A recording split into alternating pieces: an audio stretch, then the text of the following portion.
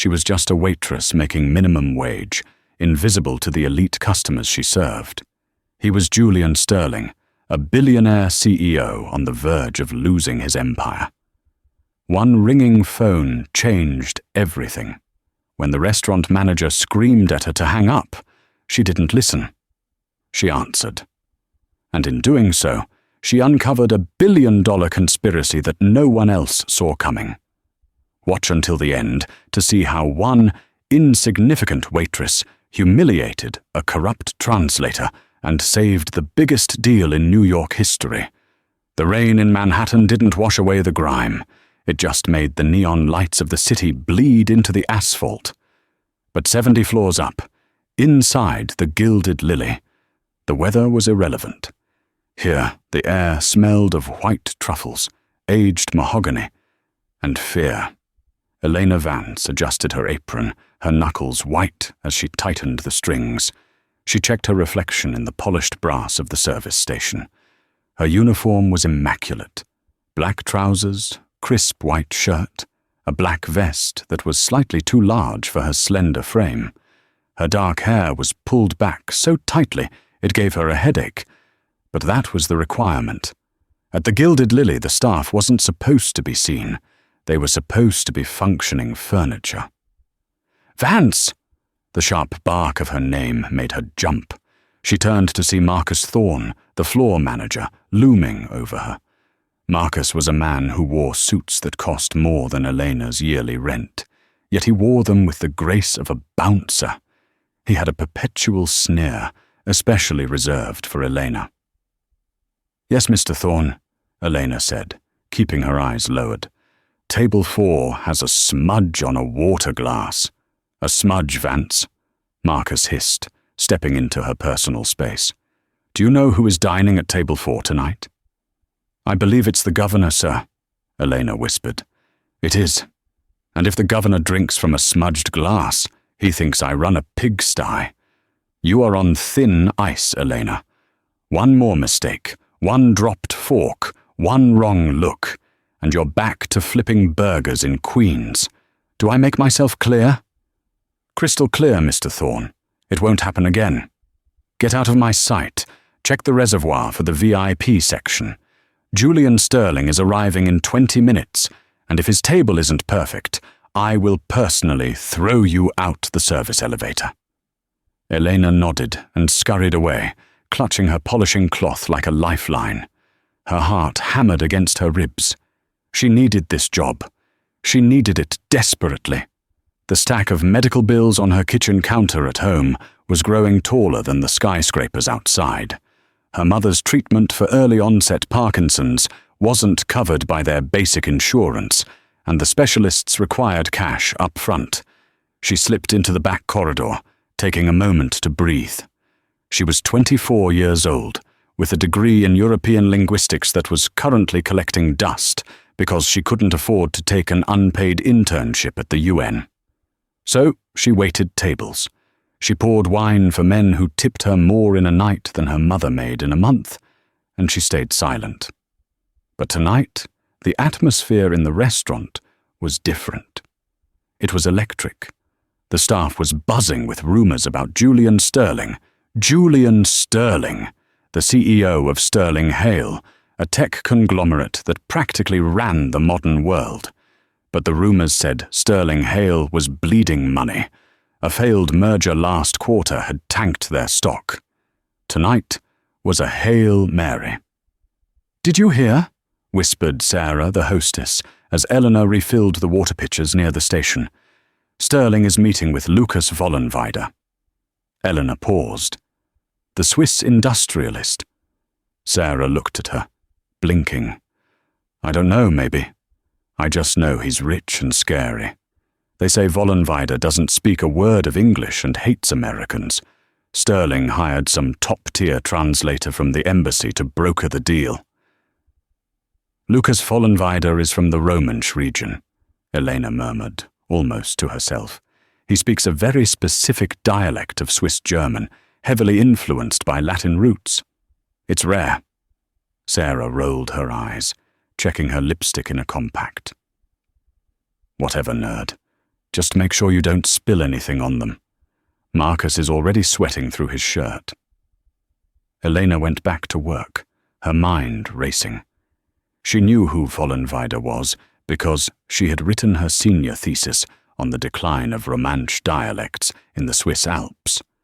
She had spent a summer in a tiny village near St. Moritz, living with a host family, immersing herself in the language until she dreamed in it. It was a useless skill in New York City, or so she thought. At 7:45 p.m., the elevator doors slid open with a soft chime. The restaurant went silent. Julian Sterling stepped out. He was younger than he looked in the magazines, maybe early 30s, but his eyes were old. He had dark, swept-back hair and a jawline that looked like it had been chiseled from granite. He wore a tuxedo that fit him like a second skin, but his body language was coiled, tense. He looked like a panther backed into a corner. Behind him trailed an entourage of nervous assistants, clutching tablets and files. Marcus Thorne practically sprinted to the front.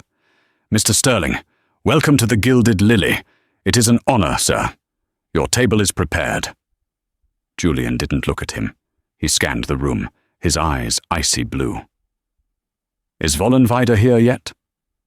"Not yet, sir, but we have the private alcove ready. And your translator." Julian's face darkened. He checked his heavy platinum watch. "He's late. Typical bureaucratic incompetence. If he's not here in 10 minutes, I'm going to have his head on a platter." Marcus laughed nervously, a high-pitched sound. "I'm sure he's just stuck in traffic, sir. Please, right this way." As the group moved past Elena, Julian Sterling stopped. He didn't look at her face. He looked at the tray in her hand. "Sparkling water," he commanded, "with lime. Immediately." "Yes, sir," Elena said softly. He brushed past her, the scent of expensive cologne and stale cigarette smoke trailing behind him. He smelled like stress. Elena rushed to the bar.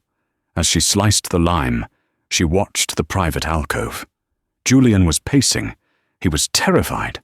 If this deal didn't go through, thousands of people would lose their jobs and his legacy would be destroyed.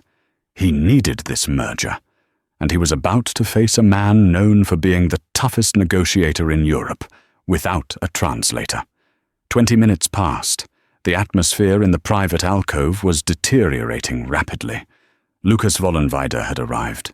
He was a bear of a man, with a thick white beard and eyes like flint. He sat at the table with his arms crossed, staring at Julian with open disdain. Next to him sat his own assistant, a severe-looking woman who seemed to be taking notes on everything, including the silverware. The problem was the silence. Julian was trying to make pleasantries in English. Vollenweider would simply grunt or bark a short phrase in a language that sounded like German but wasn't quite right. Julian turned to his personal assistant. "Where is the translator? Where is Arthur Banks?" He's not answering his phone, Mr. Sterling," the assistant stammered, pale as a sheet. "Last we heard he was 5 minutes away. That was 30 minutes ago." "This is a disaster," Julian hissed, slamming his hand on the table, causing the silverware to jump. Vollenweider narrowed his eyes and said something sharp to his assistant. From the service station, Elena watched. She knew exactly what Vollenweider had just said. He had said, "This boy has no patience. A man without patience is a man without vision." She bit her lip. She should stay out of it. It wasn't her place. She was a waitress. "Vance!" Marcus snapped his fingers at her. "Refill the wine at table 2. Stop gawking at the VIPs." Elena turned to obey, but a shrill, old-fashioned ringtone cut through the ambient jazz music. It was coming from the host stand phone, the dedicated line for international reservations and high-priority client concierges. Usually, Sarah answered it, but Sarah was currently flirting with a bartender in the kitchen. The phone rang again, loud, insistent. Marcus was busy groveling at the governor's table. Julian Sterling looked up at the sound, annoyed. Elena looked around. No one was moving to answer it. The restaurant policy was strictly answer within 3 rings. It was the 3rd ring. Without thinking, Elena stepped up to the mahogany podium and lifted the receiver. "Good evening, the Gilded Lily. How may I assist you?" she said, her voice practiced and calm. On the other end, there was a burst of frantic speech. It wasn't English. It wasn't Spanish. It was a heavy, fast-paced dialect. "Hier spricht das Büro von Herrn Vollenweider. Wir versuchen, Herrn Sterling zu erreichen. Es gibt eine dringende Änderung in den Vertragsbedingungen, die sofort besprochen werden muss, bevor das Abendessen beginnt. Warum geht niemand an sein Handy?" Elena froze. Her brain shifted gears instantly, slotting into the neural pathways she hadn't used since her summer in the Alps. The caller was Vollenweider's head office in Zurich. They were trying to reach Sterling. There was an urgent change in the contract terms that had to be discussed before dinner began, or the deal was void. They couldn't reach Sterling's phone because Elena glanced at the table. Julian had turned his phone off to be polite. "I understand," Elena said, switching seamlessly into fluent, crisp High German to bridge the gap, then shifting into the specific, Romansh-influenced phrasing to show she understood the nuance. "Mr. Sterling is currently at the table with Mr. Vollenweider. His phone is off. I can relay the message." There was a stunned silence on the other end. "You speak our dialect? Who is this? Is this the translator?" "No," Elena said, glancing up to see Marcus Thorne stomping toward her with a face like a tomato. "I am part of the service staff, but I can translate." Marcus reached the podium and grabbed her arm, his nails digging into her uniform. "What do you think you are doing?" Marcus hissed, his voice a low growl. "Get off the phone, now. You are not authorized to take international calls." "Mr. Thorne, please," Elena said, covering the mouthpiece. "It's important. It's for Mr. Sterling. It's Vollenweider's office in Zurich." "I don't care if it's the Pope," Marcus spat. "Hang up. You are embarrassing the restaurant." He reached for the receiver, trying to wrestle it from her hand. "No!" Elena pulled away, her voice rising. The commotion was loud enough. At the VIP table, Julian Sterling stood up. He was looking for a target for his frustration, and he found one. "What is going on over there?" Julian barked, striding across the room. His presence was overwhelming. He towered over Marcus and Elena. "Mr. Sterling, I apologize profusely," Marcus said, bowing his head, his face slick with sweat. "This incompetent waitress was playing on the reservation line. I am firing her immediately. Vance, get your things and—" "It's your client's office," Elena said clearly, looking directly into Julian Sterling's blue eyes. She defied every rule of the restaurant. She spoke out of turn. She looked a billionaire in the eye. "Zurich.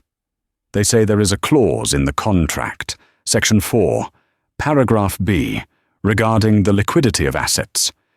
They say if you don't acknowledge the change before the first course is served, Mr. Vollenweider has instructions to walk out." Julian froze. The anger drained from his face, replaced by shock. "What?" Julian whispered. "How do you know that?" "I'm on the line with his chief of operations," Elena said, holding out the phone. "They couldn't reach you." Julian snatched the phone from her hand. "This is Sterling." He listened. His jaw tightened. He looked at Elena, then back at the floor, listening intently. After a moment, he covered the mouthpiece. "They're speaking English now, but they're struggling," Julian said, looking frantic. "They need to explain a complex legal change. They're asking for the translator." "Where is Banks?" "Banks isn't here," Elena said, her heart pounding so hard she thought she might pass out. "But I can do it." Marcus scoffed, a wet, ugly sound. Mr. Sterling, she is a waitress. She barely knows how to polish a fork, let alone translate legal terminology. Do not trust her." Julian looked at Marcus, then at the phone, then at the stoic, angry figure of Lucas Vollenweider sitting at the table, checking his watch. He looked back at Elena. He saw the intelligence in her eyes. He saw the lack of fear. "What is your name?" Julian asked. "Elena. Elena Vance." "Okay, Elena," Julian said, taking a deep breath. "You're hired. You have 10 seconds to explain to Vollenweider why I haven't signed the pre-agreement yet." "But sir," Marcus protested. "She's—" "One more word, Marcus," Julian said, his voice deadly quiet. "And I will buy this building just to evict you." He handed the phone back to Elena. "Tell them I accept the terms conditional on a review. Then come to the table." Elena took the phone. She took a breath. And then she began to speak. Not in English, not in clumsy German, but in the melodic, rugged dialect of the Swiss valleys. At the table, Lucas Vollenweider's head snapped up. His eyes went wide. He stared across the room at the girl in the oversized vest, his mouth slightly open. For the first time all night, the bear looked interested. The walk from the host stand to the private alcove felt like crossing a minefield. Every pair of eyes in the restaurant was glued to Elena. Marcus Thorne looked as if he were about to have a stroke, his face a mask of pure, unadulterated rage. But he didn't dare move. Julian Sterling was shielding her. When they reached the table, Lucas Vollenweider stopped checking his watch. He looked at Julian, then at Elena, his bushy white eyebrows raising in skepticism. He saw the cheap polyester vest. He saw the name tag that crookedly read, Elena. "Is this a joke, Mr. Sterling?" Vollenweider rumbled in his heavy dialect, ignoring English entirely. "You bring the servant girl to discuss a merger of this magnitude? This is an insult to my time and my heritage." Julian looked at Elena, helpless. He didn't understand a word. What did he say? Elena took a breath. She didn't translate Julian's question. Instead, she looked directly at the Swiss Titan. She didn't sit. She stood respectfully, clasping her hands behind her back, adopting the posture she had learned from the elders in the Engadin Valley. "It is not a joke, Herr Vollenweider," Elena spoke softly, the guttural sounds of the Romansh German dialect rolling off her tongue with surprising naturalism. "And it is not an insult. Mr. Sterling knows that to do business with a king of the Alps, one does not use a standard translator who speaks the German of Berlin or the French of Paris. One needs someone who understands the soil. I am not just a server tonight. I am your bridge." Vollenweider stared at her. The silence stretched for 5 agonizing seconds. Then a slow, dry chuckle rumbled in his chest. "The soil," Vollenweider repeated, amused. "You have a good accent, but you are an American." "I am," Elena replied, "but I know that you prefer the capoons made with Swiss chard, not the spinach substitutes they use in the city. And I know that you are angry because the contract liquidity clause was changed without your approval." Vollenweider's amusement vanished, replaced by sharp interest. He gestured to the empty chair next to Julian, the chair meant for the high-priced translator. "Sit," Vollenweider commanded. Elena looked at Julian. He nodded frantically. "Sit.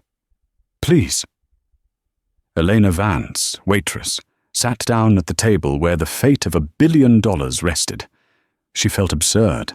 Her apron was bunched up around her waist. "Tell him," Julian said, leaning in, sweat beading on his forehead, "that the liquidity clause was an error by the legal team. I am striking it. We are reverting to the original terms regarding the stock options." Elena turned to Vollenweider. She didn't just translate, she adapted. She knew that a direct admission of error would make Julian look weak. Mr. Sterling is furious with his legal team for the unauthorized alteration, Elena translated, giving Julian a commanding, authoritative tone he hadn't actually used. He is striking it personally to honor the original handshake. He values his word over the lawyer's fine print. Vollenweider nodded, pleased. Good. A man who controls his lawyers is a man I can work with. Tell him we can proceed to the appetizers. The tension in the room snapped like a cut wire. Shoulders dropped. Breath was released. Julian exhaled, loosening his tie slightly. What did he say? Is he walking out? He wants to order appetizers, Elena said quietly. You're safe. For now. Julian looked at her, really looked at her for the first time. He saw the intelligence behind the fatigue in her eyes. Thank you. I don't know what they pay you here, but tonight you're getting a bonus. I just want to keep my job, Elena said, glancing nervously at Marcus, who was watching from the shadows like a vulture. Marcus is going to kill me. Marcus is a gnat, Julian said, dismissing him with a wave of his hand. Focus on Vollenweider. For the next 20 minutes, Elena was in a trance. She facilitated the conversation, navigating the complex waters of small talk. She ordered for Vollenweider, recommending the venison tartar, which she knew was prepared similarly to a dish from his region. When the food arrived, Vollenweider actually smiled. The deal was getting back on track. The terrifying industrialist was softening. And then the elevator dinged. A man stormed into the restaurant. He was wearing a bespoke Italian suit, carrying a leather briefcase, and he looked flushed and frantic. He had "expensive lawyer" written all over him. It was Arthur Banks, the official translator. Arthur Banks didn't walk. He marched. He spotted the table immediately, his eyes widening when he saw a waitress sitting in his seat, drinking sparkling water from a crystal glass. Mr. Sterling! Mr. Sterling! Banks called out, breathless, rushing over. I am so terribly sorry. There was an accident on the bridge, total gridlock. I abandoned my car and ran the last 6 blocks. Julian looked up, his expression hardening. You're late, Arthur. Very late. I know. It was unavoidable, Banks panted, wiping his brow with a silk handkerchief. He looked down at Elena with open disdain. And why is the help sitting at the table? The help, Julian said coldly. Saved the negotiation while you were jogging. Banks let out a scoffing laugh. This? A waitress? Mr. Sterling, surely you jest. These dialects are extremely nuanced. If she has been translating, she has likely committed us to liability we don't even understand. I am here now. I will take over. He gestured for Elena to get up. Up you get, sweetheart. Go fetch us a bottle of the 82 Margot. The adults are talking now. Elena felt her face burn. The shame was instant and conditioned. She started to rise. Sit down, Elena, Julian said. Banks froze. Sir, she's doing fine, Julian said. She established a rapport with Vollenweider. I don't want to break the flow.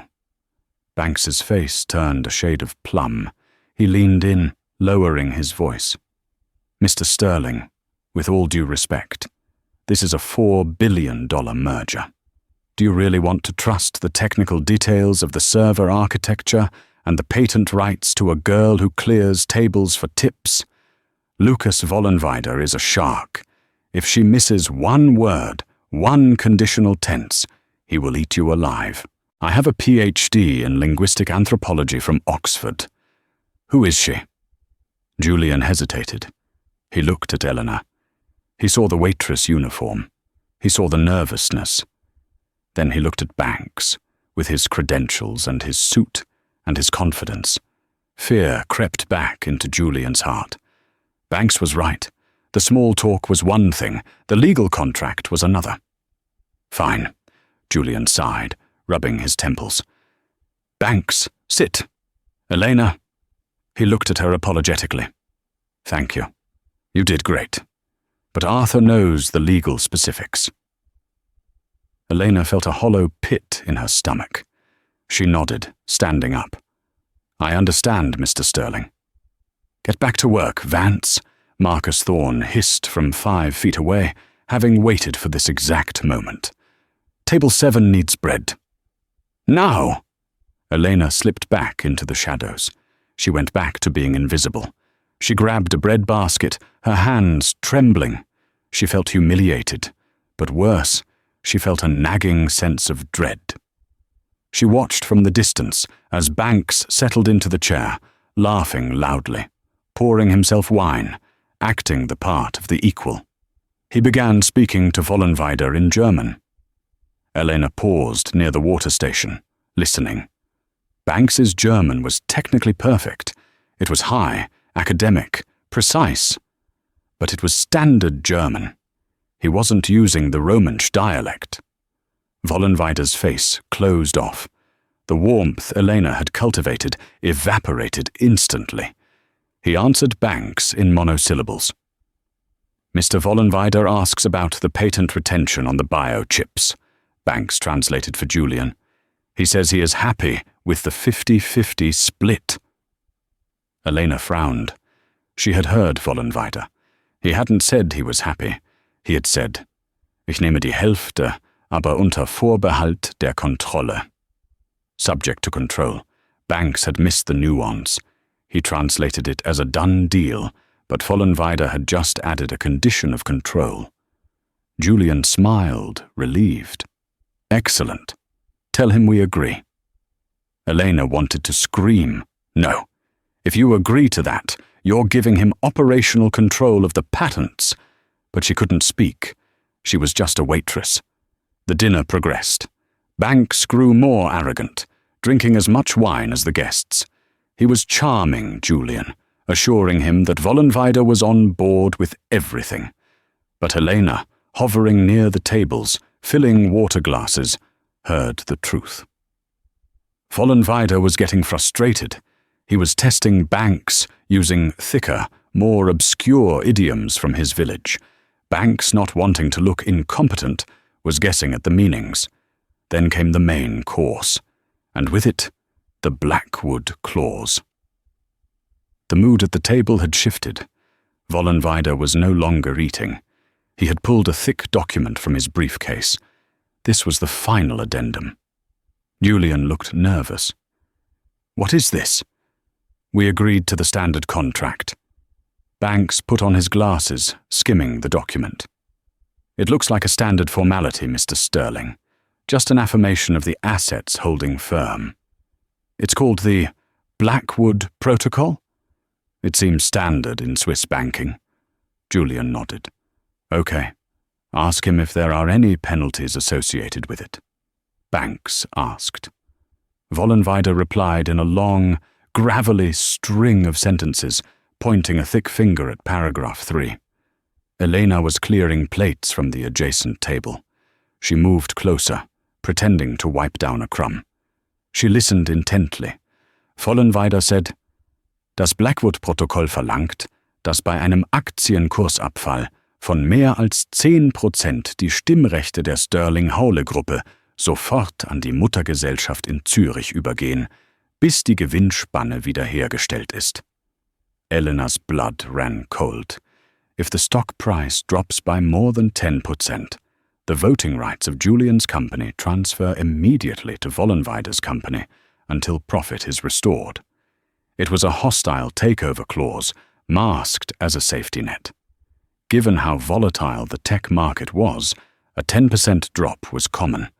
If Julian signed this, he could lose control of his own company within a week.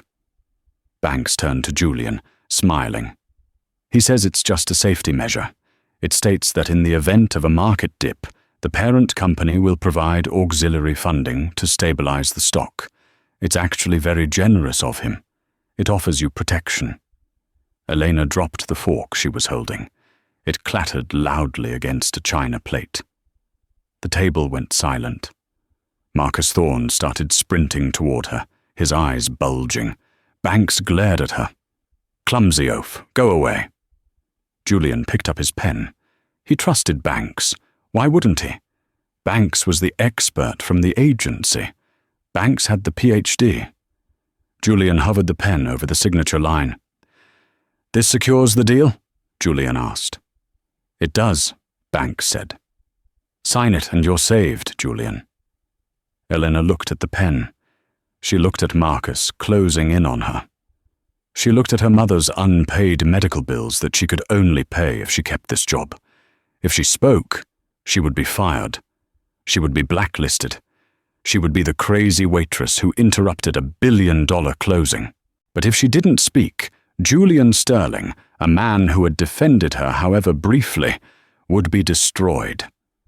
Julian lowered the pen to the paper. The ink touched the page. "Don't sign it." The scream tore through the restaurant. It wasn't a polite interjection. It was a command. Elena shoved past Marcus, knocking him into a dessert cart. She rushed the table, reaching out and slamming her hand down on top of the contract, covering the signature line. "What the hell?" Julian jumped back, dropping the pen. "Are you insane?" Banks shrieked, standing up. "Security! Get this lunatic out of here!" "He's lying to you," Elena shouted, her eyes locked on Julian's. She was breathing hard, her hair coming loose from its bun. "The Blackwood Protocol isn't protection. It's a trap." "Get your hands off the table." Marcus grabbed Elena by the shoulders, dragging her back. "I am so sorry, Mr. Sterling. She's fired. She's gone. Let me go." Elena fought against Marcus's grip. She switched to German, shouting directly at Vollenweider. "Why are you trying to steal his company? Tell him the truth about the 10% drop. Tell him about the voting rights." Vollenweider stopped. He looked at the girl struggling in the manager's grip. He looked at Banks, who was suddenly very pale. "What did she say?" Julian demanded, standing up. He looked from Elena to Banks. "Banks, what did she say?" She's ranting," Banks stammered, sweat pouring down his face. "She's mentally unstable. She's speaking gibberish." "I said," Elena yelled, breaking free from Marcus and smoothing her vest, "that the clause says if your stock drops 10%, Vollenweider takes your voting rights. You aren't getting funding, Julian. You're handing him the keys to your kingdom. Banks is mistranslating it." Julian looked at Banks. "Is that true?" "Of course not," Banks laughed nervously. It's a matter of interpretation. Legal German is very complex." Julian turned to Vollenweider. He didn't need a translator for this. He pointed at the document, then pointed at himself, and made a cut-throat gesture. Vollenweider looked at Julian. Then he looked at Banks with pure disgust. "You did not explain the hostile condition?" Vollenweider asked Banks in English. His English was heavily accented, broken, but understandable. The room gasped. "You speak English?" Julian whispered. "A little," Vollenweider grunted. "I prefer not to. It makes people reveal themselves." He pointed a thick finger at Banks. "This man, he tells me you agree to give me control. He tells you I give you money. He is, how you say, a snake." Julian's face went from shock to a terrifying, cold rage. He turned slowly to Arthur Banks. "You were brokering a hostile takeover," Julian said softly. "Who paid you? Was it my competitors? Was it Boardman Corp?" Banks grabbed his briefcase, backing away. I was merely facilitating." "Get out," Julian roared. "Get out before I throw you out the window." Banks didn't need to be told twice. He turned and fled the restaurant, leaving his dignity and the 82 Margot behind. Silence descended on the table again. The deal was in tatters. The trust was broken. Vollenweider looked ready to leave. He began packing his briefcase. "Wait," Julian said. He looked at Elena. Elena was standing there, shaking. Marcus was hovering, unsure if he should arrest her or polish her shoes. "Elena," Julian said, "can you fix this?" Elena looked at the angry Swiss billionaire. She looked at the ruined contract. "I don't know," she whispered. "Try," Julian said. "Please take the seat. For real this time." Marcus Thorne's jaw dropped as Eleanor Vance, the waitress on thin ice, pulled out the chair Arthur Banks had vacated, sat down, and poured herself a glass of the $1,000 wine. She turned to Vollenweider. "Let us start over," she said in the dialect of the valleys. "No lawyers. No snakes. Just the truth." Vollenweider paused. He looked at her, and then he sat back down. The restaurant, usually a cacophony of clinking silverware and murmuring voices, seemed to fade into the background for Elena. Her world had shrunk to the circular table, the flickering candlelight, and the two powerful men watching her. She took a sip of the wine. It was rich, complex, and cost more than her car. She set the glass down and looked at Lucas Vollenweider. "Herr Vollenweider," Elena began, her voice steadying as she found her rhythm. "Mr. Sterling is not trying to trick you. He was misled by his translator, just as you were. But you included the Blackwood Protocol because you do not trust him. You think he is a soft American boy playing with his father's money." Julian looked at her, raising an eyebrow. "What are you telling him?" "I'm telling him why he's angry," Elena said in English, not breaking eye contact with the Swiss magnate. "I'm telling him the truth." Vollenweider leaned forward, his massive forearms resting on the tablecloth. "Continue." "In the Engadin Valley," Elena said, switching back to the dialect, "there is a saying, you do not test the rope on the ground, you test it on the cliff. You put that clause in to see if he was sharp enough to catch it, to see if he would fight for his company, because if he wouldn't fight you, he wouldn't fight the market." Vollenweider remained silent, his face unreadable. Then, slowly, he nodded. "Precisely. I do not partner with sheep. I partner with wolves." Elena turned to Julian. "He was testing you. He wanted to see if you had the backbone to reject a bad deal. By almost signing it blindly, you failed. But," she paused, "you stopped. Even if it was because of me, you stopped. Now you need to show him you're a wolf." "How?" Julian asked, his intensity burning. "Tell him," Elena said, "that you will accept the liquidity support, but the voting rights remain yours. Offer him a seat on the board instead. Give him a voice, not control. Tell him that if he wants to run the company, he can buy it at triple the market price. Otherwise, he is a partner, not a master." Julian straightened his tie. He looked Vollenweider in the eye. He spoke in English, knowing Elena would translate the sentiment, but letting his own conviction carry the weight. "Lucas," Julian said firmly, "I built this division from the ground up. I know the tech better than anyone. You want my voting rights? You can't have them. But I will give you a seat at the table. You can watch me turn this company around. If I fail in 2 years, then you can trigger the clause. But not a day before. Bet on me, or walk away." Elena translated. She didn't just repeat the words. She infused them with the respectful defiance that the dialect demanded. She used the formal honorifics, mixed with the stern negotiation terms of the trade guilds. Vollenweider listened. He looked at Julian. He looked at the shredded contract on the table. Finally, Vollenweider pulled a fountain pen from his pocket. He took a clean napkin from the table. He scribbled something on it, a set of numbers and a signature, and slid it across to Julian. 2 years, Vollenweider grunted in English. "You have 2 years, then I eat you." Julian looked at the napkin. It was a deal memo. Better terms than the original. He laughed, a sound of pure relief. "Deal." They shook hands. The grip was iron against iron. "You!" Vollenweider pointed a thick finger at Elena. "You come to Zurich. I need someone who does not lie. I pay double what he pays." He jerked a thumb at Julian. Julian smiled, but his eyes were possessive. She's not for sale, Lucas. The dinner ended. The crisis was averted. As Vollenweider's entourage swept him away, shaking hands and bowing, the adrenaline began to crash out of Elena's system. She suddenly realized where she was. She was sitting at the VIP table. Her manager, Marcus, was staring at her from the wait station with a look that promised murder.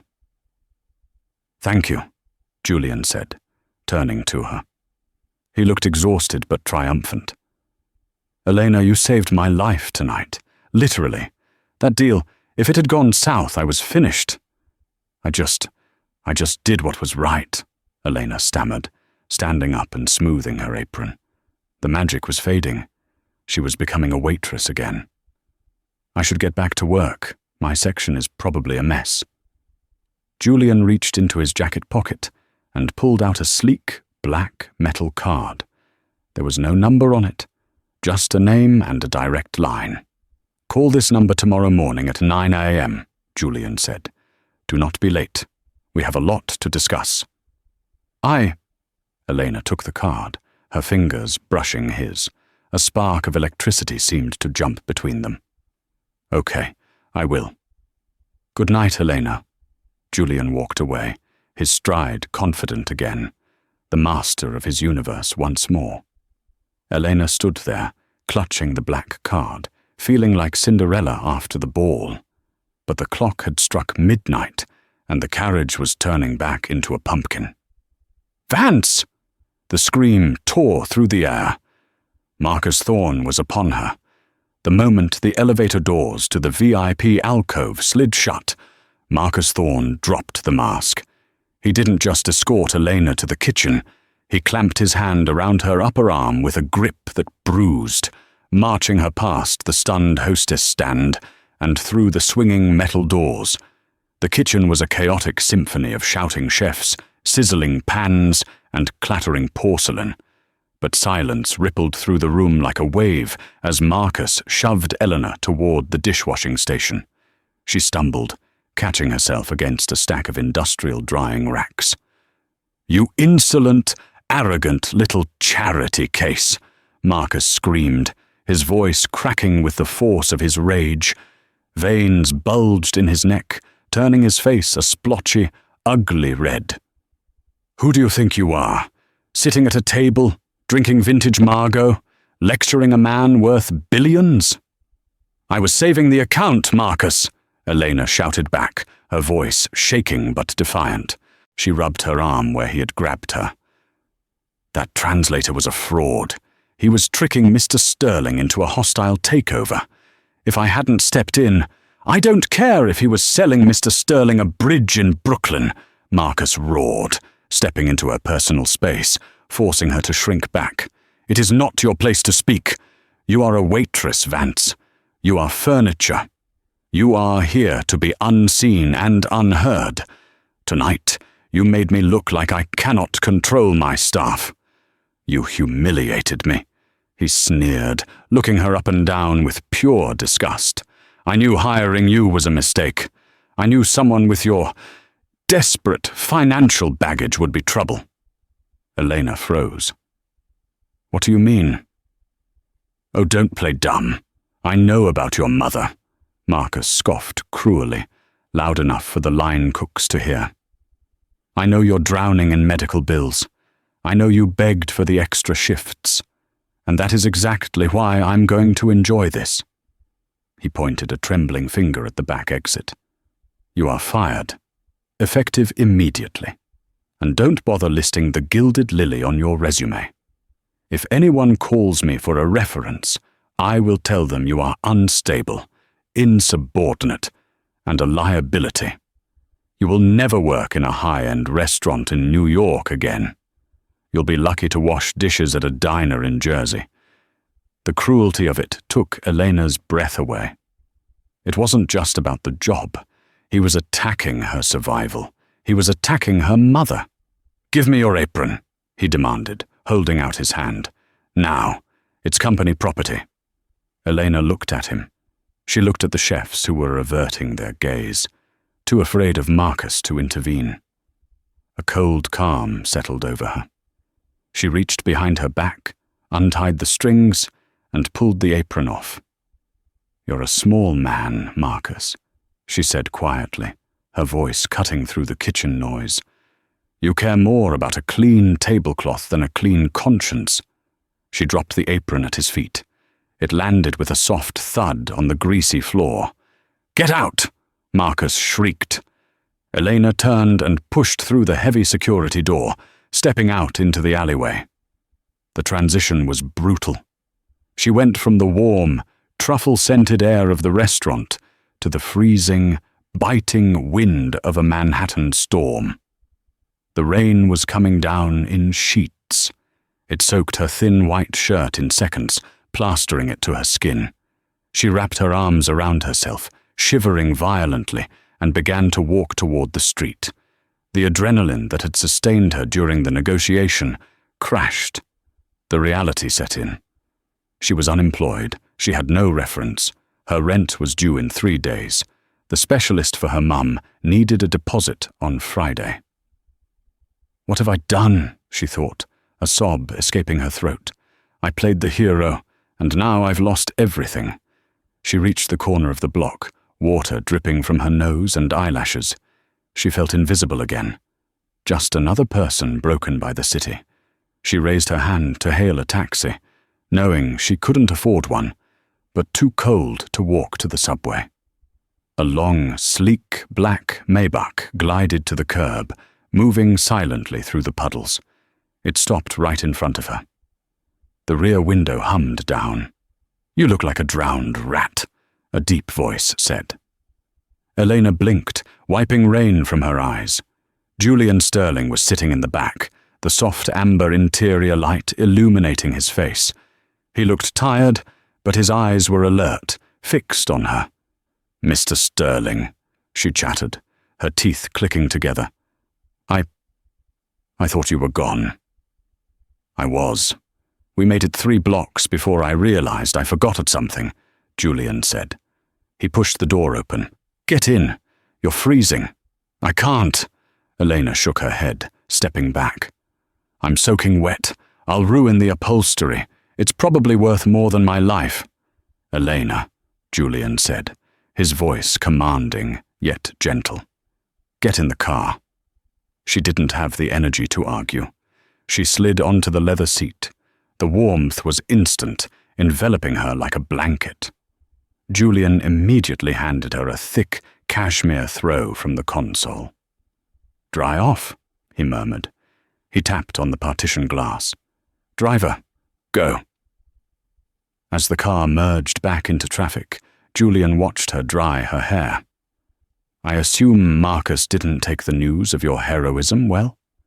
"He fired me," Elena said, her voice dull. "He made a scene in the kitchen. He said he's going to blacklist me from every restaurant in the city. He mocked my financial situation." She looked down at her hands.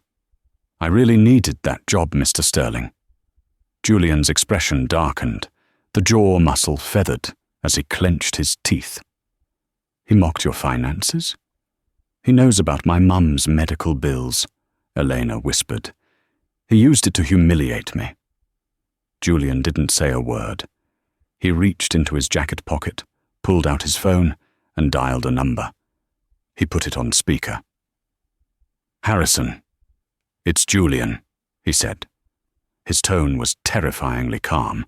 "Julian, it's 10 p.m. A voice on the other end answered. "Is the Vollenweider deal dead?" "The deal is saved," Julian said. "But I have a new acquisition for you. I want you to buy the commercial property at 44th and 8th, the entire ground floor lease." Elena's head snapped up. That was the restaurant's address. "The Gilded Lily building?" the lawyer asked. "Julian, that's prime real estate. The markup will be insane at this hour." "I don't care about the price. Pay double if you have to.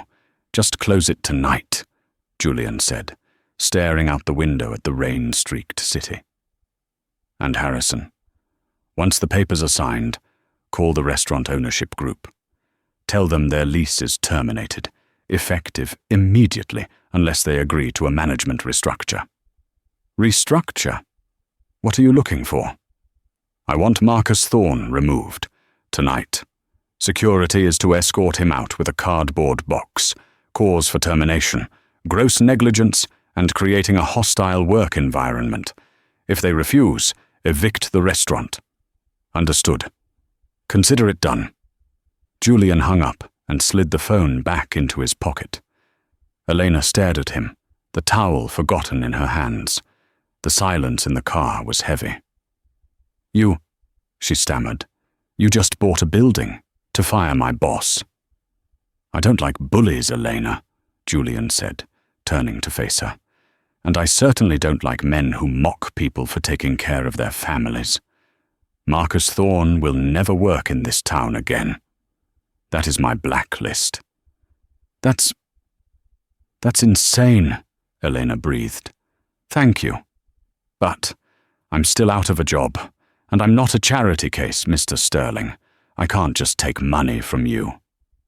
I'm not offering charity, Julian said sharply. I'm offering a partnership. He reached into his briefcase and pulled out a document. It wasn't a contract yet. It was a notepad with hasty scribbles on it, written in the same ink he had used to sign the deal with Vollenweider. Tonight I realized something, Julian said, his voice dropping, becoming more vulnerable.